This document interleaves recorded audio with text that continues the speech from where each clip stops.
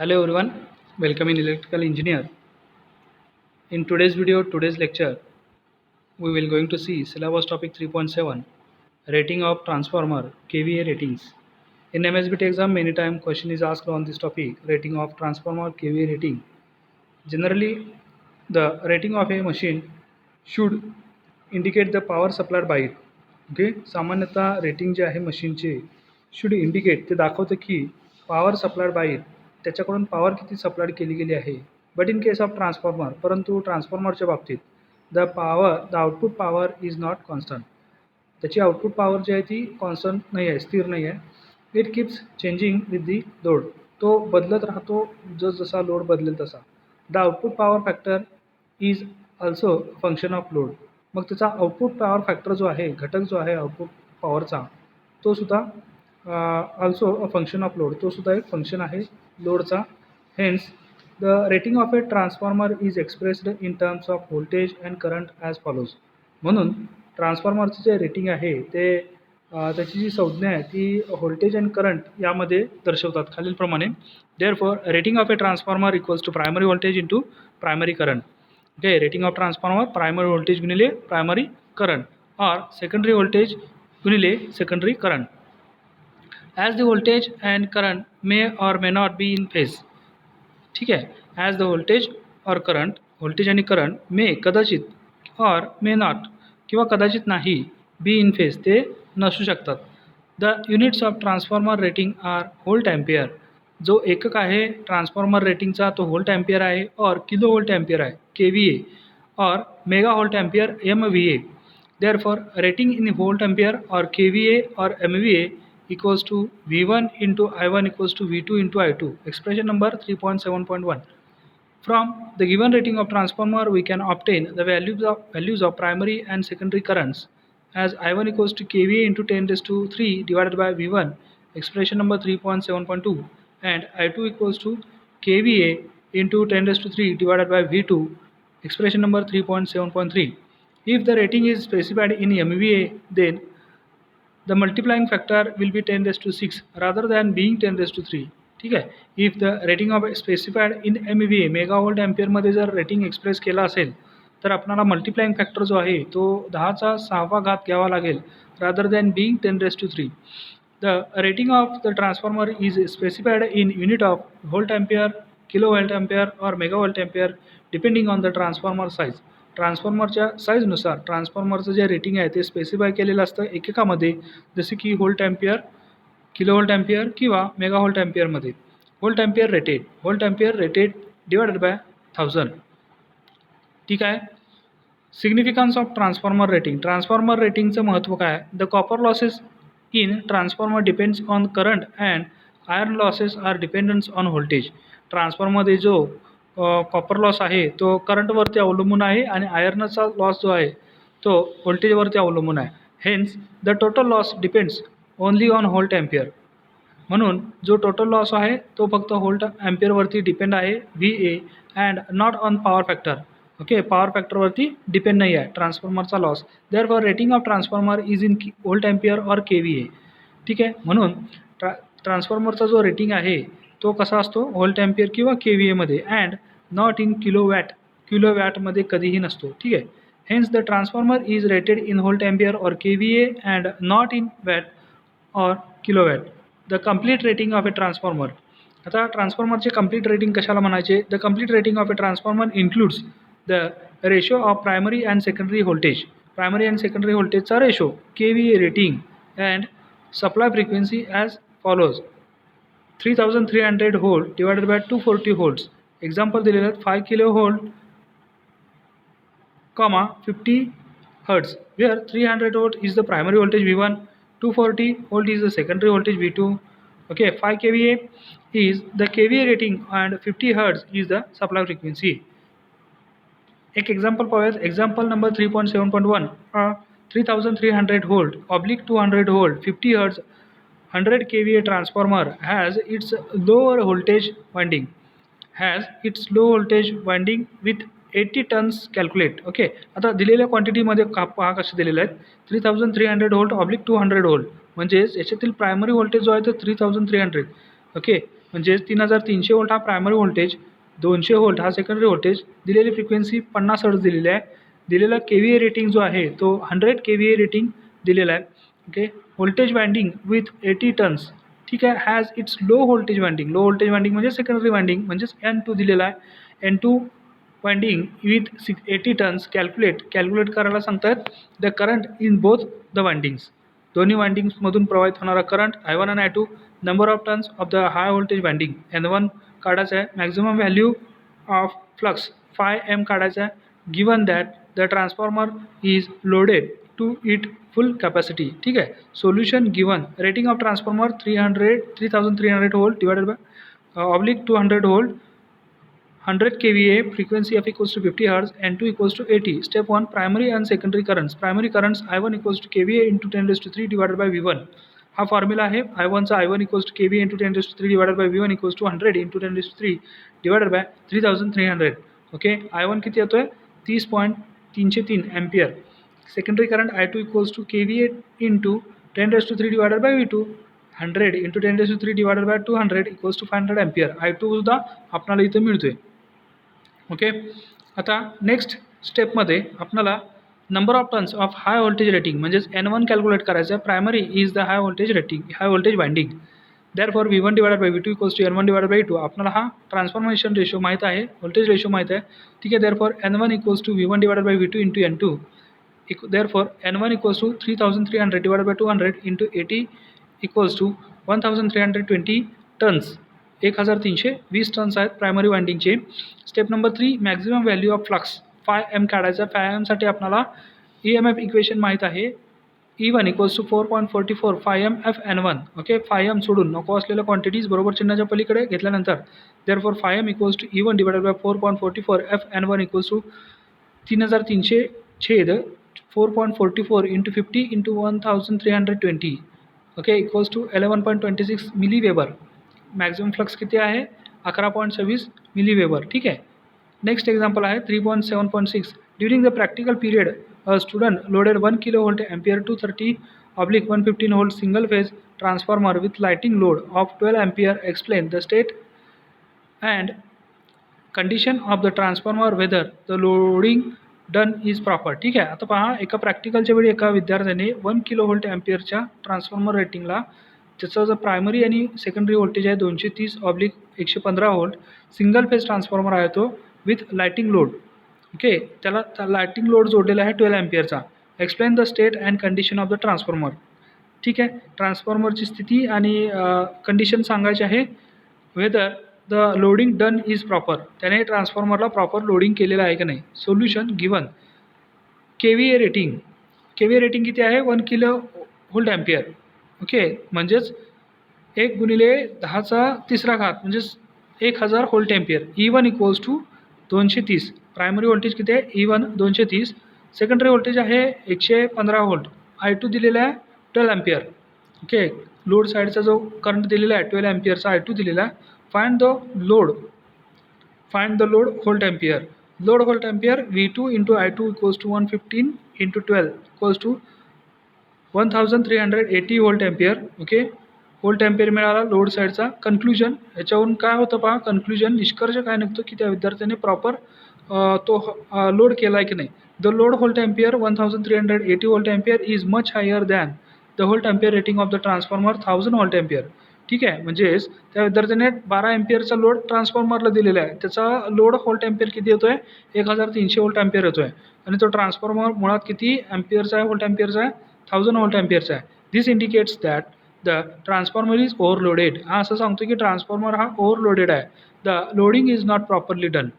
Okay, loading हे properly केलेलं नाही आहे. Syllabus topic 3.8, losses in a transformer. ट्रान्सफॉर्मरमध्ये कोणते लॉसेस असतात. MSBTच्या परीक्षांमध्ये बऱ्याच वेळा या टॉपिकवरती प्रश्न विचारलेले आहेत, म्हणून हा टॉपिक जो आहे तो IMP आहे. Syllabus topic 3.8, losses in a transformer. And ideal transformer is loss free. जो आयडियल ट्रान्सफॉर्मर आहे तो लॉस फ्री असतो. But in the practical transformer there are following losses taking place. परंतु प्रॅक्टिकल ट्रान्सफॉर्मर जे आहेत त्याच्यामध्ये खालील पद्धतीचे लॉसेस असतात. Losses in a transformer, copper loss PCU, iron loss PI. Okay, आता आयर्न लॉसमध्ये पुन्हा 2 प्रकार आहेत, hysteresis losses and eddy current losses. Figure 3.8.1, different losses taking place in a transformer. Okay, losses in a transformer: copper loss PCU, iron loss PI. Hysteresis losses, eddy current losses. As shown in figure 3.8.1, the total loss in a transformer can be divided into two types, namely the copper loss and the iron loss. जे total losses आहेत ट्रान्सफॉर्मरमध्ये ते दोन भागांमध्ये विभागले गेलेले आहेत, copper loss आणि iron loss. The iron loss is further classified. Iron loss जो आहे तो पुढे त्याचे सुद्धा वर्गीकरण पडलेले आहे इन टू टाइप्स, दोन प्रकारामध्ये, namely the hysteresis loss and eddy current losses. हे लॉसेस असतात ट्रान्सफॉर्मरमध्ये. Syllabus topic 3.8.1 copper losses PCU. Copper loss बऱ्याच वेळा प्रश्न विचारलेला आहे MSBT परीक्षांमध्ये. कॉपर लॉस PCU मध्ये the total power loss taking place in the winding resistances of a transformer is known as the copper loss. ठीक आहे, जो वाइंडिंगच्या रोधकामध्ये जो लॉस होतोय त्याला आपण कॉपर लॉस म्हणतो. टोटल पॉवर लॉस, जी पॉवर लॉस होते, कुठे पॉवर लॉस होते? Winding resistance of a transformer.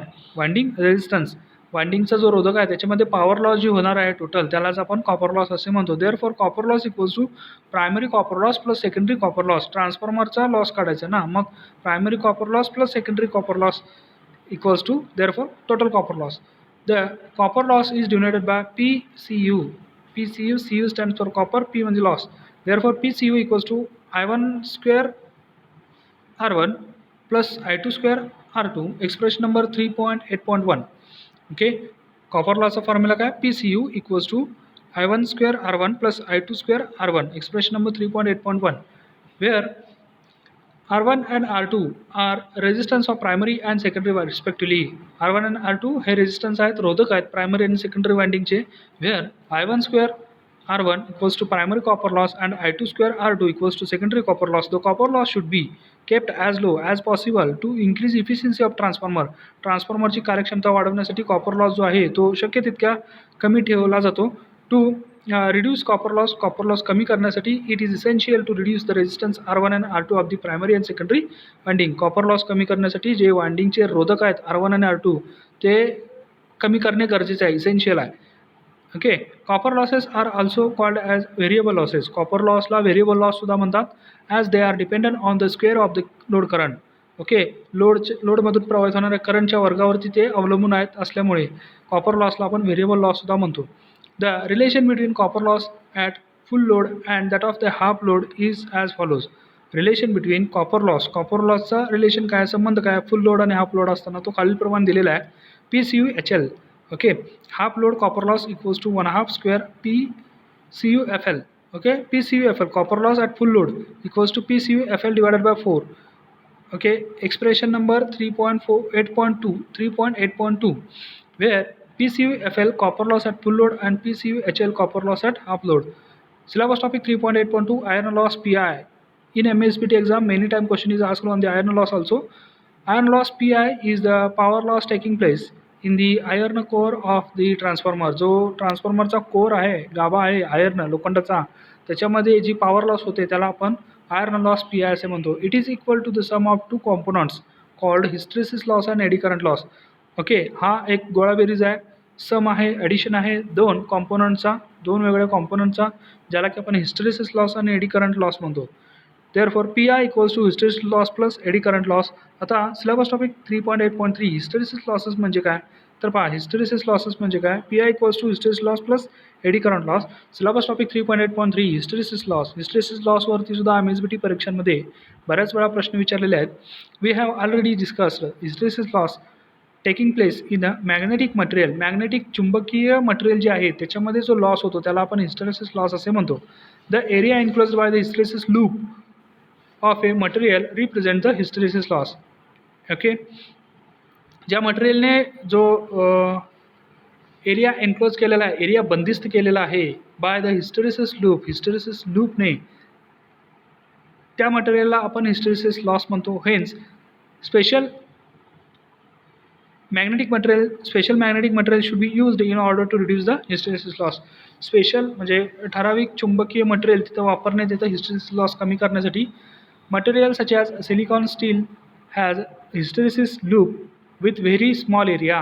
Hysteresis loop जो आहे सिलिकॉन स्टीलचा तो अतिशय कमी एरियाचा आहे. Hence such materials are prepared for the construction of a core. म्हणून सिलिकॉन स्टीलचं मटेरियल हे यूज करतात ट्रान्सफॉर्मरच्या बांधणीमध्ये. Commercially such steel is called as लफ्स. Loss means low hysteresis materials. Okay, low has, ठीक आहे ना.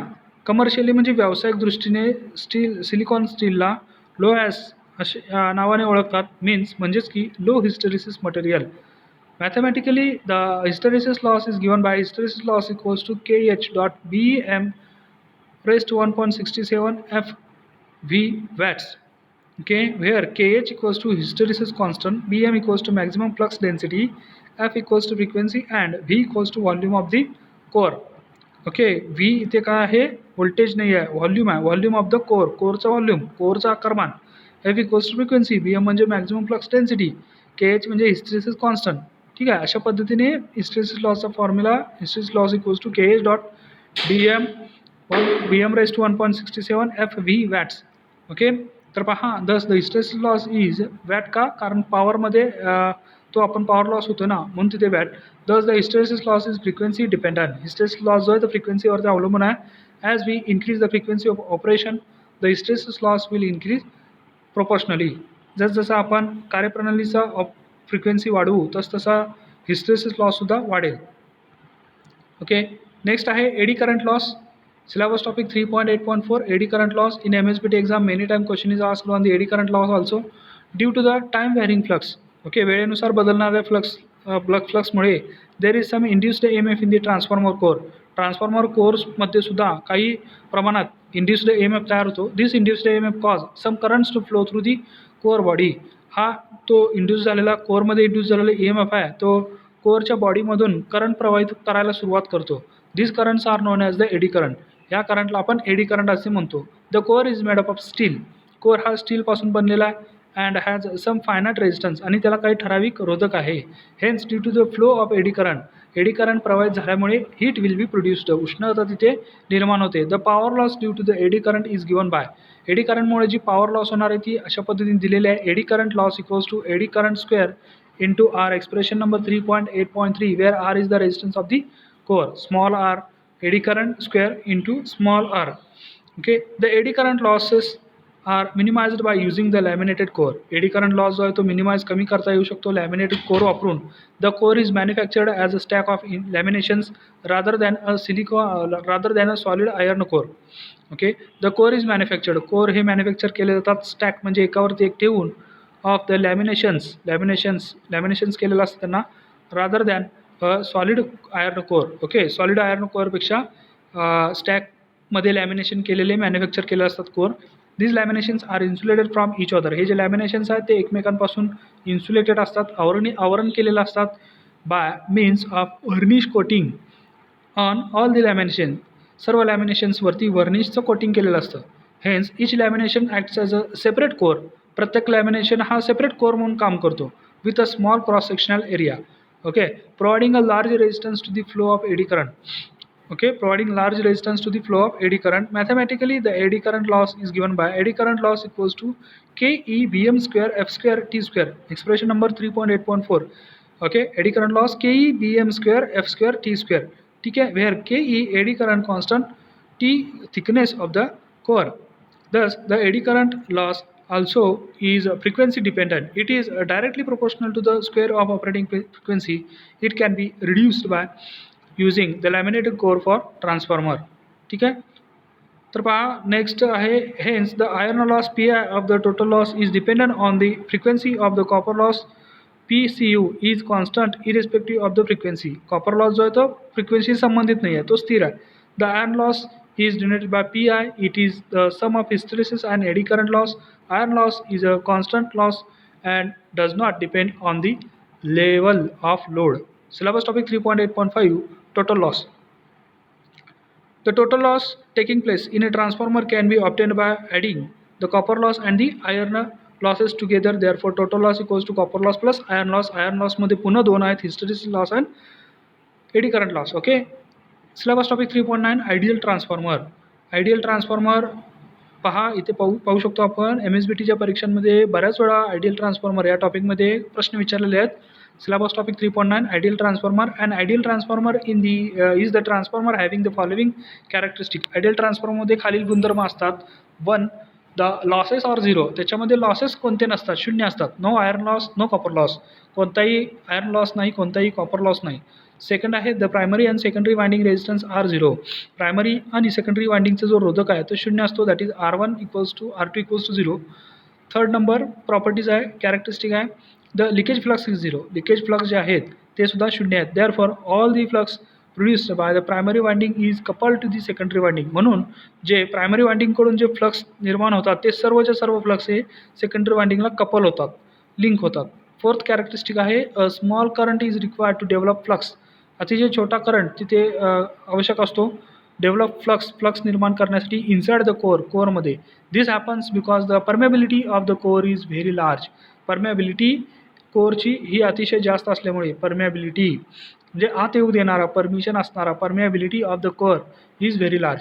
ओके. फिफ्थ नंबरची कॅरेक्टरिस्टिक आहे आयडियल ट्रान्सफॉर्मरचं, the external voltage apply to the primary V1 is the same as the primary induced voltage E1.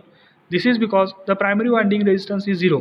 Okay. जो बाह्य voltage आपण V1 apply करणार आहोत तोच EMF इंड्यूस होईल E1 इतका, कारण की प्रायमरी वाइंडिंगचा रोधक जो आहे तो शून्य आहे, and so there is no voltage drop across it, म्हणून त्या वाइंडिंगच्या अक्रॉस जो व्होल्टेजचा गट आहे तो शून्य असतो. Therefore E1 equals to V1, म्हणून जो आपण आयडियल ट्रान्सफॉर्मरला बाह्य सप्लाय व्होल्टेज V1 जो देणार आहे तोच E1 हा इंड्यूस होईल.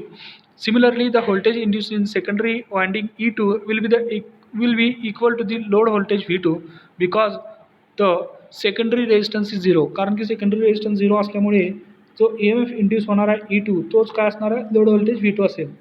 Okay. Therefore, E2 equals to V2. The seventh characteristic आहे, the transformation ratio for an ideal transformer is given by K equals to E2 divided by E1 equals to V2 divided by V1. Eighth नंबरचं characteristic आहे, efficiency of an ideal transformer.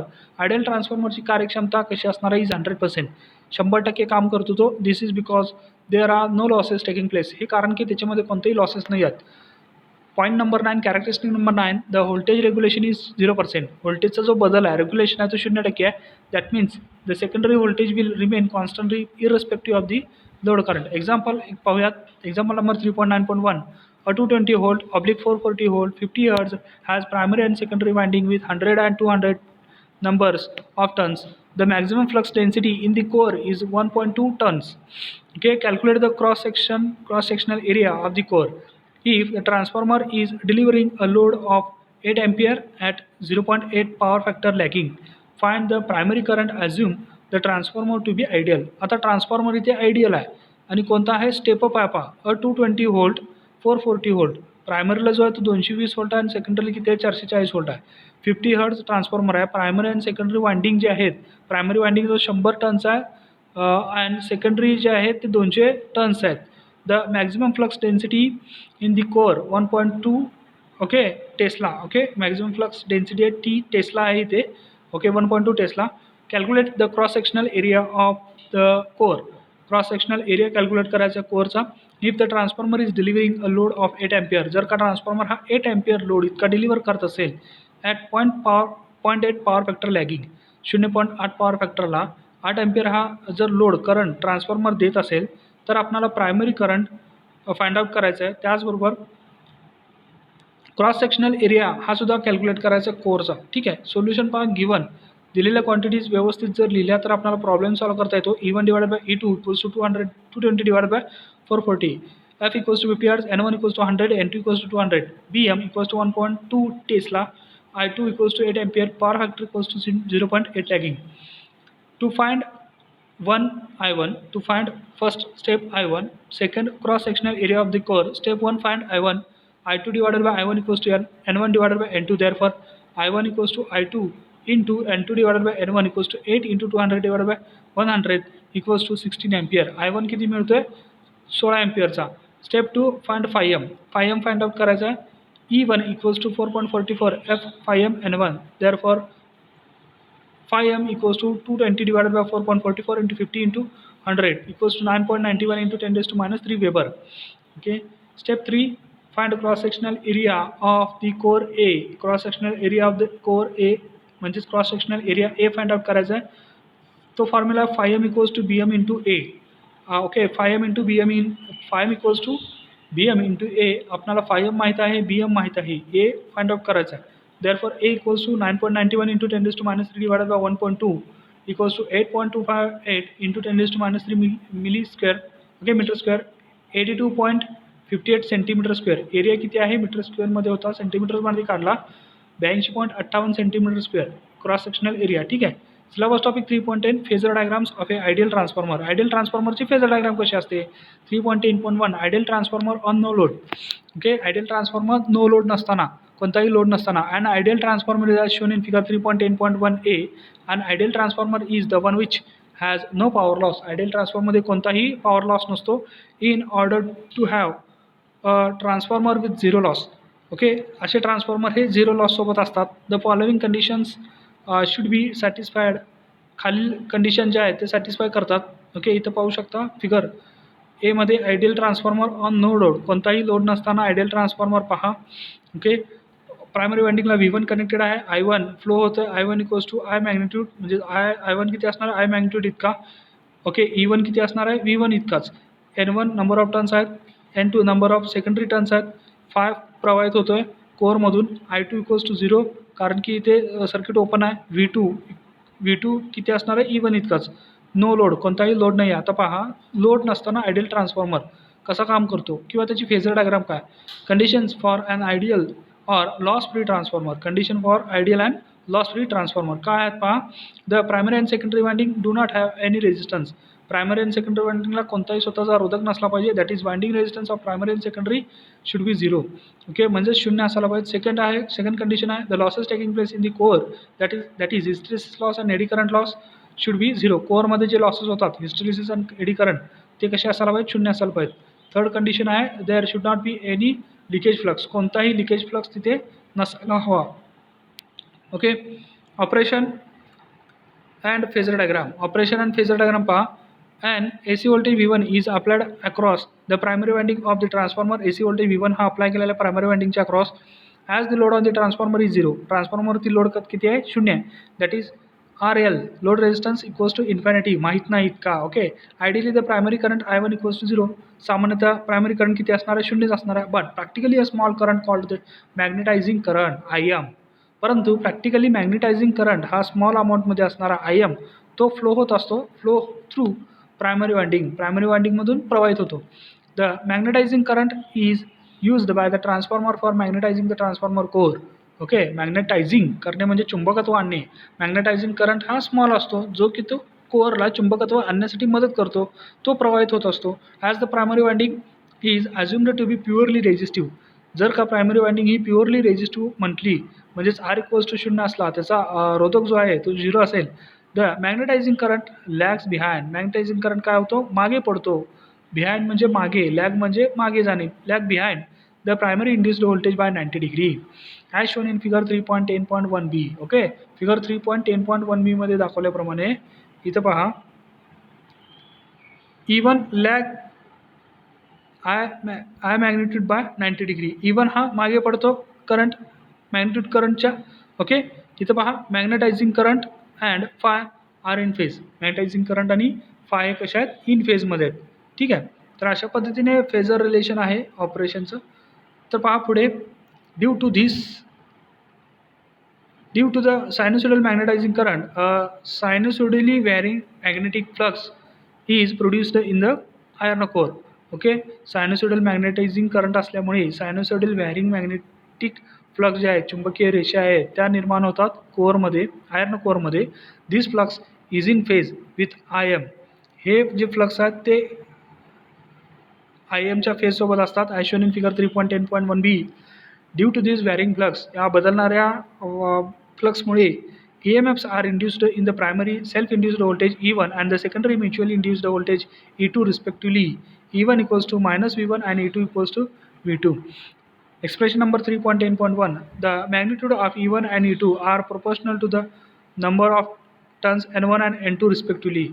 The secondary induced voltage E2 will also oppose V1. Secondary voltage जो आहे E2 तो सुद्धा V1 ला oppose करतो. So E2 also appears 180 degree out of phase. म्हणून E2 जो आहे तो अपियर्स होतो, मिळतो तिथे 180 अंश आउट ऑफ फेजने विथ V1 सोबत. The magnitude of E2, however, is dependent on the turns ratio N2 by N1. E1 and E2 appears in phase with each other and 180 degree out of phase with V1. E1 आणि E2 हे फेजमध्ये असतात, in फेजमध्ये असतात एकमेकाला, परंतु 180 अंश फेजमध्ये असतात, डिस्प्लेस केलेले असतात V1 सोबत. Power input on no load. Okay, कोणताही लोड नसताना पॉवर इनपुट काय जातं बघा ट्रान्सफॉर्मरला. The input power to the ideal transformer on no load is given by therefore PO equals to V1 Im cos phi, expression number 3.10.2, where phi naught equals to angle between V1 and Im which is 90 degree. Therefore P naught equals to V1 Im cos 90 degree equals to 0 at 3.10.3. Thus the input power to an ideal transformer on no load is 0. Okay, कोणताही load नसताना ideal ट्रान्सफॉर्मरवरती जो input power आहे तो 0 आहे. The output power is 0. Okay, output power is 0 and there are no loss taking place in the ideal transformer. कोणताही load नसेल तर पॉवर 0च असेल. ओके, आउटपुट पॉवरसुद्धा 0 आहे आयडियल ट्रान्सफॉर्मरची. Syllabus topic 3.10.2 ideal transformer on no load. On load. Okay, ideal transformer आता load द्यायचा आहे ideal ट्रान्सफॉर्मरला. पहा काय होईल. When some load is connected between the secondary terminals of the transformer, it is said that the transformer is loaded or it is on load. Okay, secondary टर्मिनलच्या across काही load जोडला असता transformer लोडेडमध्ये आहे असे म्हणू शकतो, किंवा त्याच्यावरती कोणता लोड आहे असं म्हणू शकतो. Due to the load on सेकंडरीमध्ये लोड कनेक्ट केल्यामुळे फायनाईट सेकंडरी करंट, ओके, एक माहीत असलेला सेकंडरी करंट I2 प्रवाहित व्हायला सुरू होईल. If the load is R+L type, जर का लोड हा रेझिस्टिव्ह प्लस इंडक्टिव्ह टाईपचा असेल, then I2 will be lag behind V2. मग I2 काय करेल, मागे पडेल V2ला by an angle phi2 as shown in figure 3.10.2b. As per the Lenz's law, Lenz's यांच्या लॉनुसार, नियमानुसार, the secondary current I2 will oppose the cause producing it. Secondary current I2 हा काय करतो, अपोज करतो ज्याच्यामुळे निर्माण झाला त्याला. Hence it opposes the magnetic flux, म्हणून तर मॅग्नेटिक फ्लक्सला सुद्धा अपोज करतो. This is called as the demagnetising effect of I2. यालाच आपण डिमॅग्नेटायझिंग इफेक्ट असे सुद्धा म्हणतो I2चे. ड्यू टू डिमॅग्नेटायझिंगमुळे the flux is weakened, flux काय होतात, वीक होतात. And it reduces the amount of self induced voltage E1, आणि ते सेल्फ इंड्युस्ड व्होल्टेज E1ची अमाऊंट काय करतात, कमी करतात. Due to the reduction in E1, okay, E1 कमी झाल्यामुळे the difference between V1 and E1 will increase and additional primary current I2 dash called as load component starts flowing as shown in figure 3.8.2b. Okay, therefore I2 dash equals to I2 into N2 divided by N1 equals to KI2 3.10.4 expression number. The current I2 dash equals to KI2 and it is 180 degree out of phase with the current I2. The net primary current I1 is the phasor sum of I2 dash and Im as shown in figure 3.10.2b. Therefore I1 bar equals to I2 dash bar plus Im. Okay, अशा पद्धतीने thus due to the load on secondary side the primary current of the transformer increase to supply the additional power to the load. The angle between V1 and I1 is phi1 as shown in figure 3.10.2b. Hence the primary power factor is cos phi1. Okay, इथं पाहू शकता transformer दिलेलं आहे, सेकंडरीला काहीतरी load दिलेला आहे V2, त्यामुळे current I2 प्रवाहित व्हायला चालू होईल. I2 प्रवाहित झाल्यामुळे लेन्झेस लॉच्या नियमानुसार मॅग्नेटायझिंग इफेक्ट जो आहे तो आपण पाहिला. त्याचबरोबर डिमॅग्नेटायझिंग इफेक्टसुद्धा पाहिला ideal transformer on load. Okay, आता इथे पहा, इथे पाहू शकतो फायच्या सोबत IMमध्ये फेजमध्ये असणारा मॅक्झिमम करंट आहे IM, magnetic current IM. Okay, I1 जो आहे तो नेट प्रायमरी करंट आहे, त्याच्या अपोज I2 जो आहे तो पहा इथे दिलेला आहे. ठीक आहे, इथे I2 डॅश हे कॉम्पोनंट्स आहेत. I2 dash equals to KI2, V1 equals to minus E1, E2 equals to V2 E1. Okay, phasor diagram figure 3.10.2. Why does primary current increase when the load current is increased? Why the primary current वाढतो load वाढवल्यामुळे. पहा, load वाढवल्यामुळे primary current कसं काय वाढतो. when the transformer is loaded, ज्यावेळी ट्रान्सफॉर्मरवरती लोड असतो the load current I2 will start flowing. Okay, I2 current, load current जो आहे तो प्रवाहित व्हायला चालू होईल. Due to increase in load current I2, load current वाढल्यामुळे the secondary ampere turns N2 I2 will increase.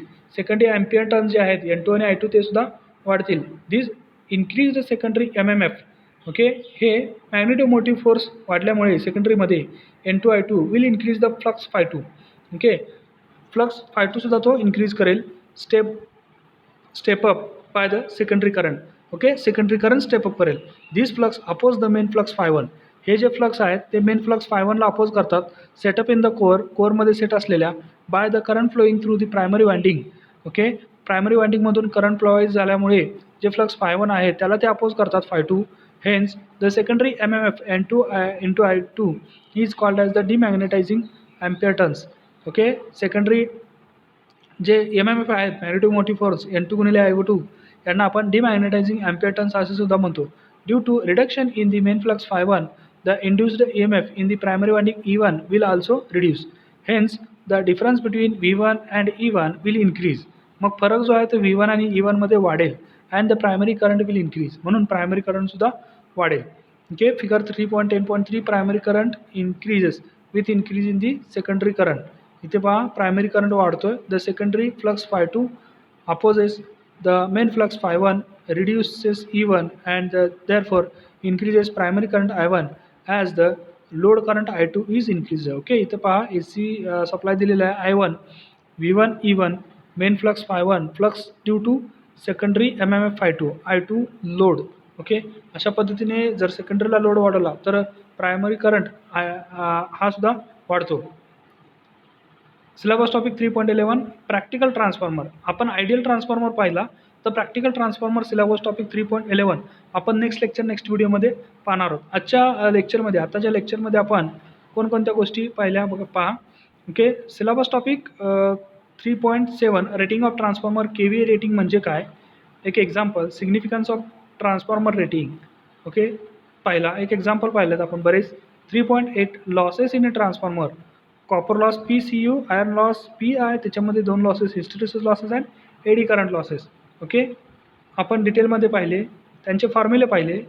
Syllabus topic 3.8.2 iron losses, 3.8.3 hysteresis losses, 3.8.3 hysteresis losses. Okay, 3.8.4 eddy current losses. Syllabus topic 3.8.5 total loss. Syllabus topic 3.9 ideal transformer आपण पाहिला होता. Ideal transformer मध्ये losses कोणतेही नसतात. 3.10 phasor diagrams of a ideal transformer. 3.10.1 ideal transformer on low load. Okay, ideal ट्रान्सफॉर्मरवरती कोणताही load नसताना operation and phasor diagram पाहिली. Syllabus topic 3.10.2 ideal transformer on load. Okay, ideal ट्रान्सफॉर्मरवरती काहीतरी लोड असताना त्याचे फेजर डायग्राम आपण पाहिले. Okay, why does primary current increase when the load current is increase. Load current वाढल्यामुळे प्रायमरी करंट का वाढतो, ती सुद्धा कन्सेप्ट आपण इथे पाहिली. नेक्स्ट व्हिडिओमध्ये सिलेबस टॉपिक 3.11 प्रॅक्टिकल ट्रान्सफॉर्मर आपण पाहणार आहोत. सो नेक्स्ट व्हिडिओसाठी पाहत राहा electrical engineer. And thanks for watching this video.